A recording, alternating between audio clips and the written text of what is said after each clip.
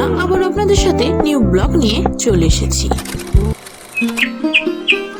আমি এখন অবস্থান করছি চুয়াডাঙ্গা জেলার আলমডাঙ্গা উপজেলার কুমারী গ্রামে হিন্দু জমিদার শৈলেন সাহা জমিদারের বাড়ি। চলে আসুন দেখে আসি কি কি আছে এখানে। প্রাক ও আধুনিক যুগে জমি শুধু অন্যতম উৎপাদনের বিষয়ই ছিল না, জমি ছিল মর্যাদার প্রতীক এবং সামাজিক ও রাজনৈতিক প্রতিপত্তির উৎস। এ কারণে উচ্চ বিলাসী লোকদের জন্য জমির উপর নিয়ন্ত্রণের ব্যাপারটি ছিল নানা ধরনের সম্ভাবনার ধারক ও বাহক। পূর্ব বাংলা থেকে 1950 সালে ও ভারত থেকে 1951 সালে এবং পশ্চিম পাকিস্তান থেকে 1959 সাল থেকে জমিদারি প্রথা বিলোপ ঘটে।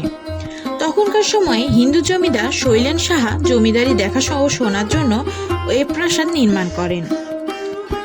বঙ্গভঙ্গ ও অসহস্র ব্রিটিশ বিরোধী পথ ধরে 1947 সালে দেশভাগের পর হিন্দু মুসলিমের মধ্যে সাম্প্রদায়িক ঝামেলায় মারা যায় অসংখ্য মানুষ।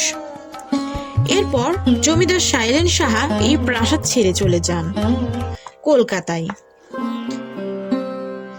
শৈলেন সাহা বা তার কোনো উত্তরসূরি এখনো আর নেই, কিন্তু এই বাড়িটি এখনো এখানে ঐতিহ্য বহন করে চলছে।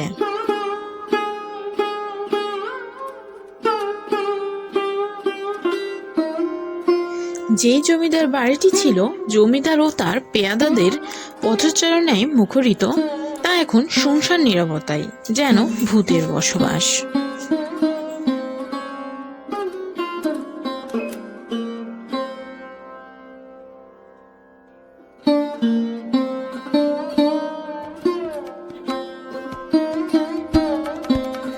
একসময় এ বাড়ির সামনে দিয়ে কেউ জুতা পরে যেতে পারত না। জুতা পরে গেলেই তার উপর উঠত অমানবিক নির্যাতন। তা এখন কেবল মাত্রই অতীত হয়ে আছে।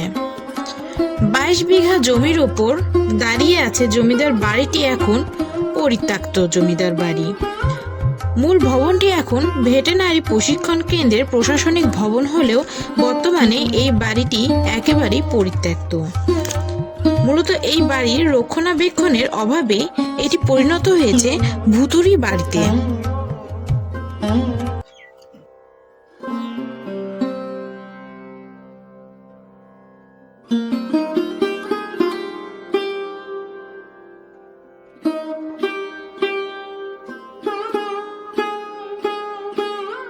তবে গ্রিক স্থাপনা কৌশল অনুসরণ করে নির্মাণ করা হয়েছে এই বাড়িটি।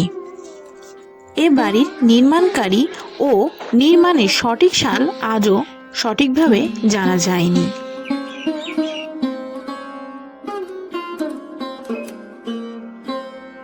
আজকের মতো এই পর্যন্তই, দেখা হবে আগামী কোনো ব্লগে। আজকের মতো বাই বাই, টাটা, আসসালামু আলাইকুম।